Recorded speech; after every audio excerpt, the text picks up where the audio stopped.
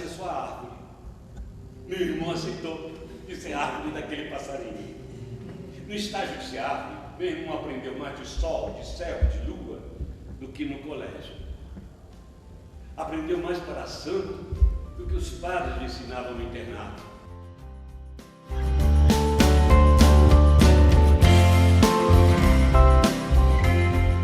Entre as águas, esculpe escombros dos casarões antigos. Fazem desenhos de larvas dos paredões apodrecidos.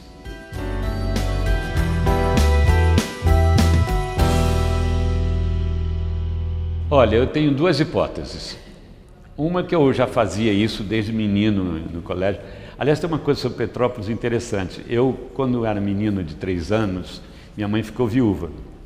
E ela tinha que trabalhar e precisava me internar. E só em Petrópolis tinha um colégio Carlos Werneck que me aceitou. Então aqui onde eu estou fazendo a peça, era um cinema na época. E de 15 em 15 dias eu vinha ver esse filme aqui. E era o meu grande espaço para me libertar dos muros do internato. Mas como eu era muito carente, né, fiquei interno dos 3 aos 10 anos, toda vez que eu fazia um show para a família, que eu já desde pequenininho fazia, eu recebia tanto carinho que teve uma hora que eu achei que eu quis ser ator para continuar recebendo aquele carinho, que a gente recebe mesmo, né? Mas desde pequeno eu já fazia isso, eu nunca tive dúvida sobre que profissão que eu queria seguir. E menino, adolescente, eu sempre fazia teatro, fui para a escola de teatro com 16 anos e estreiei com 17 em televisão ainda e nunca tive dúvida sobre isso.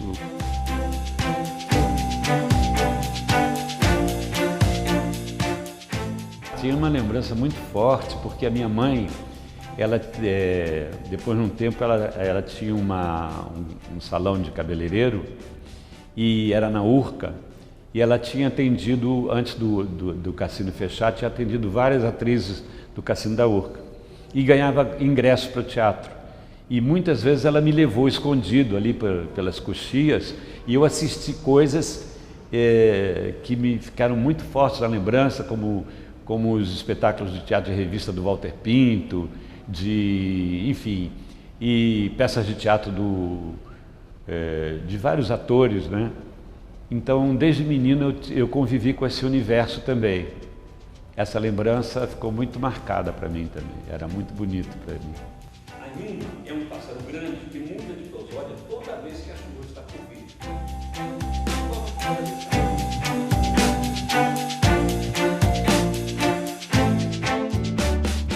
O palco é uma mistura, né? Porque você tem 3, 4 situações convivendo ao mesmo tempo. Porque uma coisa é o personagem que está ali. Então, na verdade, não é você. Mas por trás do personagem está você, né? E é um pouco a sua casa, um pouco a sua relação com o mundo. Você preparou aquilo com tanto carinho, com tanta vontade de fazer bem feito, e com um empenho e uma energia que aquilo está vivo naquele momento. E para nós tem uma coisa que não é trabalho, dá muito trabalho, dá muito trabalho, né? Até você chegar e fazer toda a configuração do que vai ser mostrado, a compreensão, a elaboração do trabalho todo, é bem trabalhoso. Mas enquanto você está fazendo, aquilo não é um trabalho, é um prazer.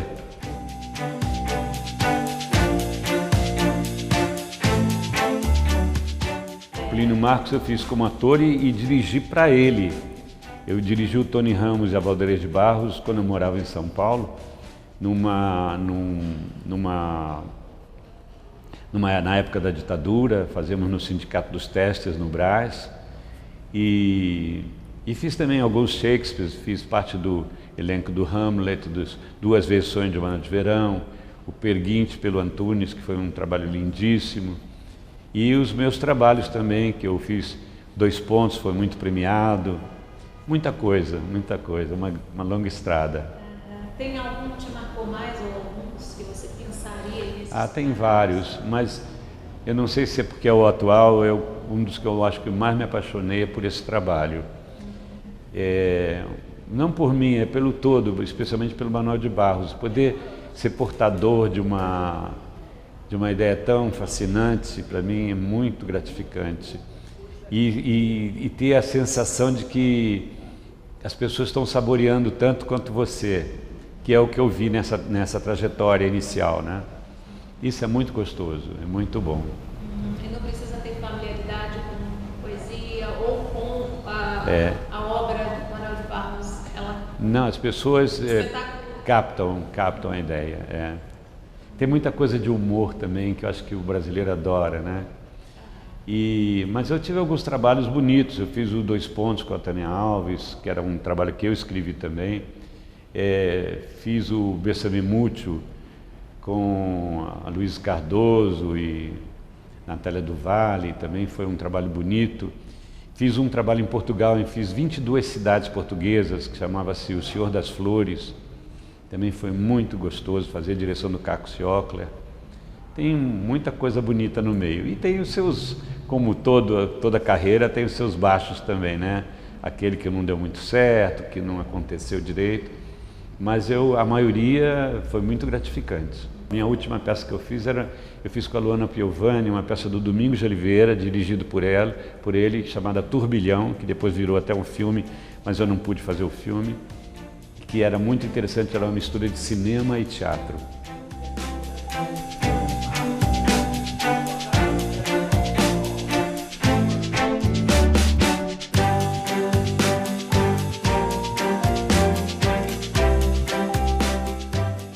Tem um tempo para você tirar toda a carga da rua, todos os problemas e se afastando, e você ficar, porque você é um instrumento, na verdade, né?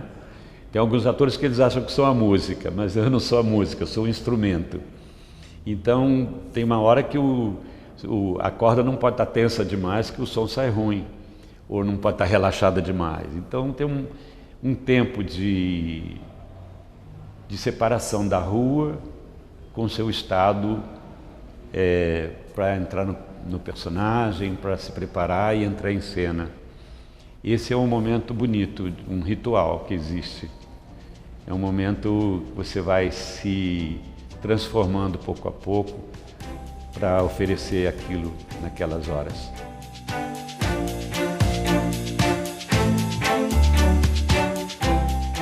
Eu comecei fazendo pequenas pontinhas e todo mundo me perguntava: semana que vem você vai ser carteiro ou jornaleiro? O que você vai ser semana que vem? Garçom? E um dia o diretor desse programa que você viu a foto me disse: você vai fazer o papel título do próximo programa. Eu avisei a Escola de Belas Artes, a escola de teatro que eu fazia, a família, os amigos, todo mundo para assistir, porque eu ia fazer o papel título. E o episódio chamava-se A Morte do Estafeta. Aquela foto, esse estafeta, é o carteiro, né?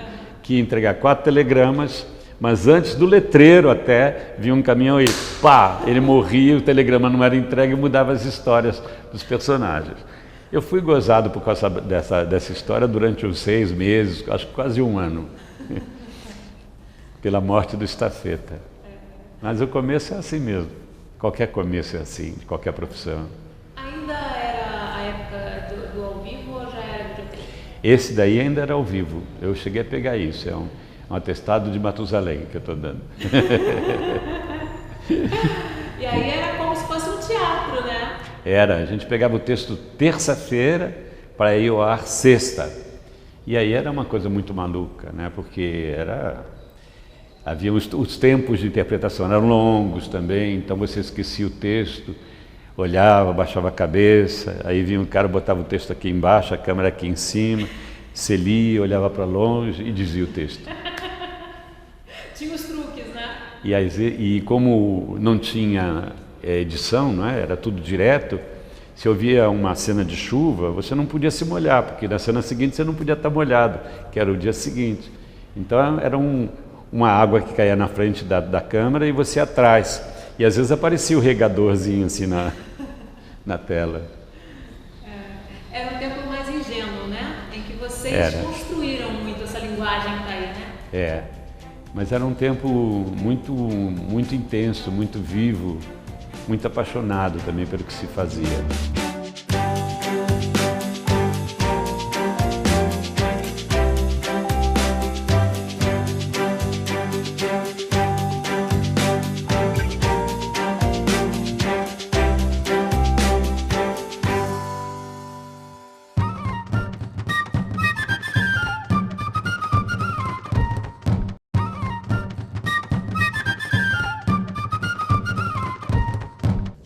Descendo a ladeira Cunha Cruz, embigo no porto.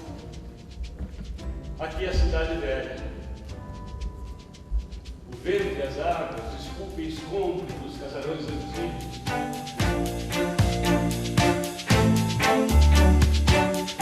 Quando eu estudava no colégio interno, eu fazia pecado solitário.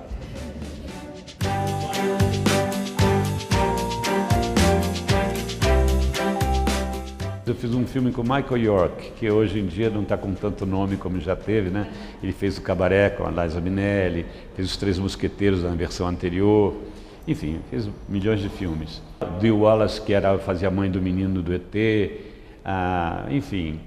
Esse filme foi feito em São Paulo e foi uma experiência bem interessante, me adaptei bem, fiz amizade com alguns deles. E fiz também um filme para a TV italiana Rai, que é Butterfly, um filme feito com atores de várias partes do mundo. Isso já tem bastante tempo. Fiz uma participação num filme feito aqui no Brasil, mas uma ceninha só com a Penélope Cruz, chamado Woman on Top. E esses foram uns trabalhos de cinema fora do Brasil. Mas eu fiz essa temporada de teatro em Portugal também. Em Portugal já fui a alguns festivais de lá, de comédia, o Festival do Porto também, que não é de comédia.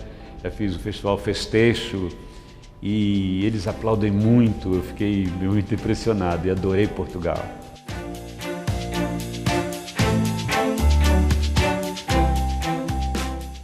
Vai ser lançado agora o Os Caravelhos do Diabo, que é um livro que muita gente leu na escola.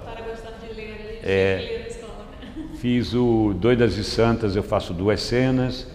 Fiz o Outro Lado do Paraíso, que é um filme interessante, que eu fiz algumas cenas boas também. Um que eu fiz uma participação rápida, que foi o Maresias, e o Maria da Penha, que eu faço um promotor, que é um filme também interessante sobre a Lei Maria da Penha. Tudo isso é recente.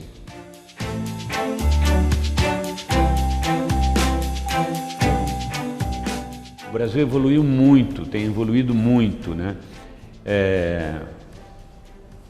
E agora tem um mercado de cinema que já compete, né? Tem alguns filmes que batem os filmes americanos. Aliás, os americanos estão caindo muito, né? A gente já vê que tem aquele esquema certo. O protagonista é um revólver, aí tem 2 explosões que deixam a tela de fogo, tem 3 perseguições, 4 tiroteios e umas lutas, né? E não tem criatividade nenhuma. Então, aí eles começam a botar coisas fantásticas para quebrar um pouco isso, mas que é o mesmo esquema, só que com coisas fantásticas. É claro que algumas produções são de qualidade, não quero dizer que é tudo porcaria. Só que eles fazem 10 mil com 10 sucessos, a gente faz 1000 com 10 sucessos, entendeu? E eles têm toda uma estrutura, e agora, como eles não conseguem, eles estão começando a puxar gente de fora. Então, nós temos diretores e fotógrafos nossos trabalhando lá, nossos só não, no mundo inteiro, está um pouco isso. Mas eles dominam o mercado, né? Você vai no Rio de Janeiro, é o mesmo filme em não sei quantas salas.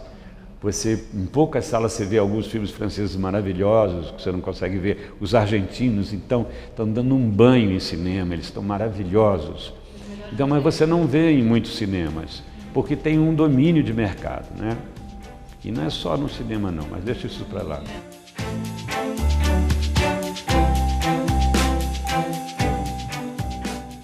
Eu continuo fazendo cinema também, ou minisséries, coisas desse tipo, mas apesar da situação do teatro no Brasil estar muito complicada, o grande prazer do ator, a pátria do ator é o palco, né?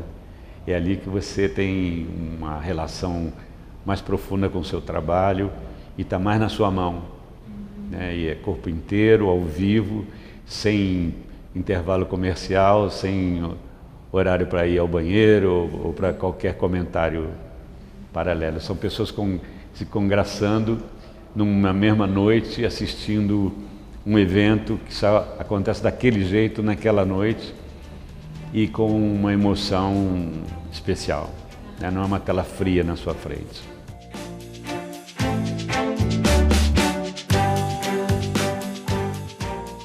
As pessoas acham que é só chegar lá e dizer um texto e ir embora, e não é bem assim, né? Você às vezes trabalha de manhã até de noite, vai para casa esgotado para ainda decorar para começar no dia seguinte. Isso no caso de televisão, né?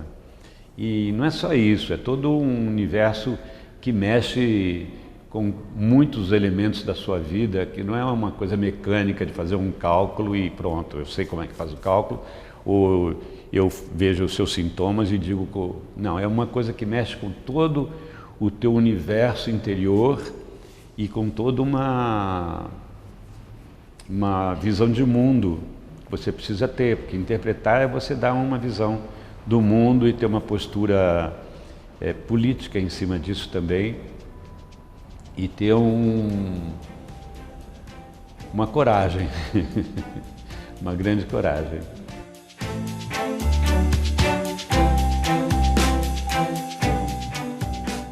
Na verdade, eu me formei em desenho e eu já trabalhei com arquitetura e decoração também, ajudando, projetando também. Mas eu sempre tive um ateliê e nunca quis fazer disso uma profissão ou ficar me expondo como artista plástico.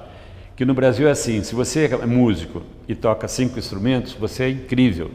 Se você é ator e vai fazer outra coisa, não deve estar indo bem na carreira, está apelando, sabe? Esse cara não pode ser cantor ou não pode ser escultor, né? Ele é ator, como é que ele pode ser outra coisa? Tem um pouco isso. Mas não foi bem por isso não, eu quis fazer isso como uma coisa minha particular.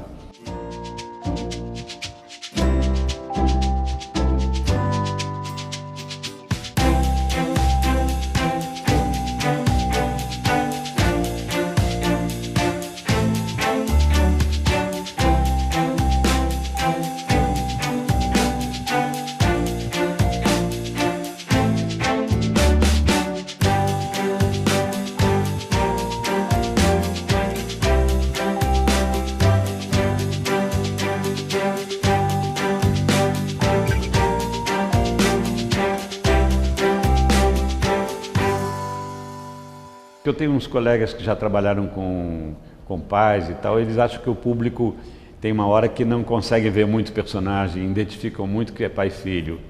Mas eu gostaria de uma hora ter uma cena com ela. Eu já fiz comerciais, já fiz eventos com ela, né? Convenções, mas contracenar nunca. É um orgulho para você? Ela é especial, ela foi bem longe, ela para mim é o máximo.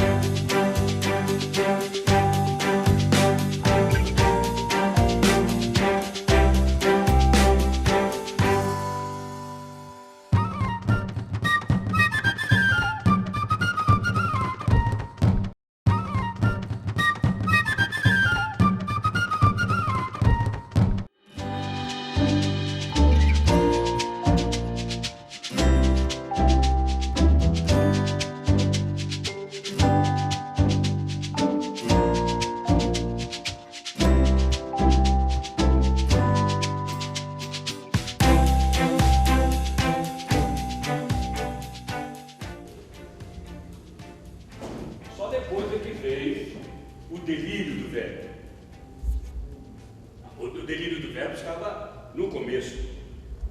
Lá onde as crianças dizem, eu escuto a cor dos passarinhos. A criança não sabe que o verbo escutar não funciona para cor, mas para o som.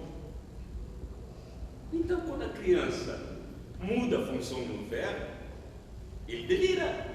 Depois, em poesia, que é a voz de poeta, que é a voz de fazer nascimento, o verbo tem que pegar delírio. Por exemplo, o rio que fazia a volta atrás da nossa casa era a imagem de um vidro mole que fazia volta atrás da casa. Aí passou um homem e disse: essa volta que o rio faz atrás da sua casa se chama enseada. Não era mais uma cobra de vidro que fazia a volta atrás da casa. Era uma enseada.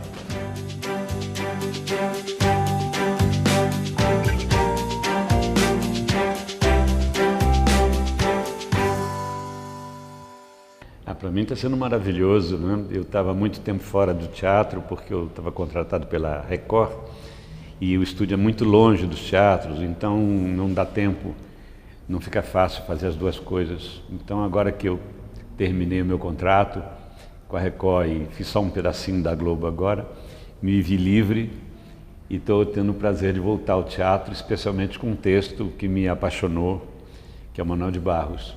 Assim que eu li o texto, eu comecei a ficar apaixonado por tudo que eu lia e queria compartilhar com todo mundo aquilo que eu estava lendo. Passei um bom período selecionando aqueles que se adaptavam mais ao teatro e que retratavam o universo dele, mas na sua amplitude. Então, tem momentos que o espetáculo tem humor, tem outras horas que ele vai para o surrealismo, outras horas é poesia pura. É um texto que instiga as pessoas a repensar seu olhar sobre a vida. As coisas tinham para nós uma desutilidade poética. No fundo do quintal era muito riquíssimo o nosso bem saber. A gente inventou um truque para fabricar brinquedos com palavras. O truque era só virar bocó. Como dizer, eu pendurei um bem-te-vi no sol. O que disse a Rubrinha?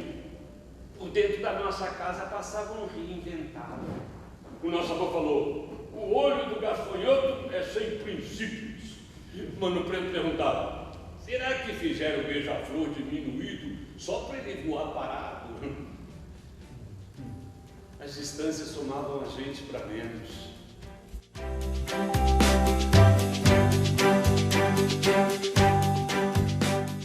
Eu tentei fazer ele com o máximo de união possível, né? Então, às vezes as pessoas pensam que é um texto só e eu consegui juntar, digamos, 6 textos, dando a sensação de que você está ouvindo a mesma linha de pensamento. É um pouco isso, mas foi um trabalho bem difícil. Eu tive que ler algumas vezes a obra, selecionar, depois voltar a rever isso tudo.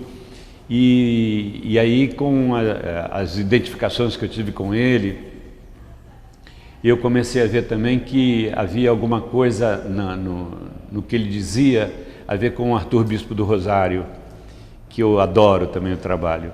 E eu fiz artes plásticas, né? Eu fiz escola de artes plásticas e eu ultimamente estava fazendo mais esculturas e resolvi fazer um tipo de cenografia dentro daquele universo inspirado pelo Arthur Bispo. E aí eu também trabalhei em cima da cenografia durante um bom tempo, deu muito trabalho. Eu tive que ir em tudo quanto é brechó, feiras e lugares para conseguir os objetos. E finalmente montei o espetáculo mesmo sem patrocínio, mas eu tive uma equipe de pessoas que se apaixonaram também, trabalharam por um preço simbólico e aos pouquinhos, à medida que o espetáculo vai acontecendo, eu vou compensando essas pessoas pelo seu trabalho. Um dia demorava, pode uma lesma. Até uma lagarta ondeante atravessava um dia por primeiro que o sol. E essa lagarta ainda ia fazer a estação de recreio no circo das crianças, a fim de pular corda. Lembrava a tartaruga de Creonte, quando chegava na outra margem do rio, as águas já tinham até criado cabelo. Por isso a gente achava que o dia de hoje ainda era onda. A gente se acostumou a enxergar antigamente, por forma que a vida era parada de poste. Os homens que não ficavam na porta da venda iam plantar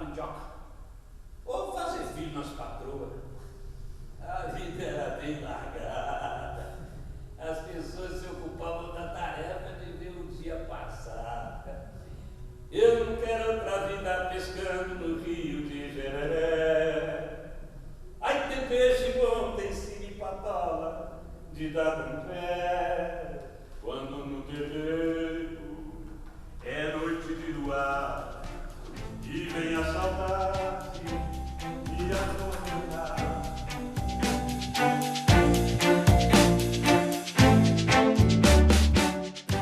Uma das coisas melhores que tem para um ator é um texto que te dá vontade de compartilhar com todo mundo. Eu tinha a impressão que ia ser um texto para um certo tipo de público mais selecionado no sentido de ter uma preparação cultural melhor, mas eu vi que não. Eu tive uma surpresa muito grande quando eu tenho uma página no Facebook chamada O Delírio do Verbo. E em alguns espetáculos eu pedi ao público que comentassem, eu queria sentir como é que ele era transmitido. E para mim foi uma alegria imensa ver como é que ele atinge as pessoas de vários níveis culturais e gente querendo ver de novo, e eu não imaginava que isso pudesse acontecer. Era mais a minha paixão pelo trabalho e a vontade de transmitir isso.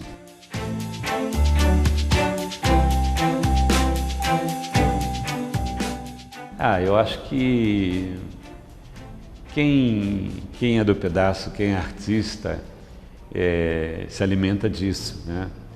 As pessoas, muita gente no Manuel de Barros tem uma frase uma hora que ele diz assim: poderoso para mim não é quem procura o ouro. Para mim, poderoso é aqueles que procuram, que descobrem as insignificâncias da vida e as nossas. E por essa pequena sentença já me elogiaram de imbecil. E eu fiquei emocionado, eu chorei. Eu sou fraco para elogios. É um pouco isso, né? Eu não é a busca do ouro que vai me trazer a felicidade, que eu acho que não traz para ninguém, né? Senão os consultórios de psiquiatria não estariam tão cheios de gente rica, né? Porque eles cobram inclusive caro. Eu lembro quando eu comecei na minha carreira, fazer teatro era loucura, porque ninguém vivia disso. Inclusive as atrizes eram consideradas como prostitutas, os atores todos eram considerados gays, etc. E era um absurdo. Eu tive alguns colegas que adorariam ter seguido a carreira e não fizeram isso porque achavam que iam passar uma vida de pobreza. Então alguns foram para a engenharia, para a medicina, para a advocacia, que era a moda na época, e uma boa parte deles está bem pior do que eu hoje em dia. É claro que é uma trajetória difícil, como qualquer carreira, mas se você tem paixão pelo que você faz, nada te segura. Um caderno de apontamentos.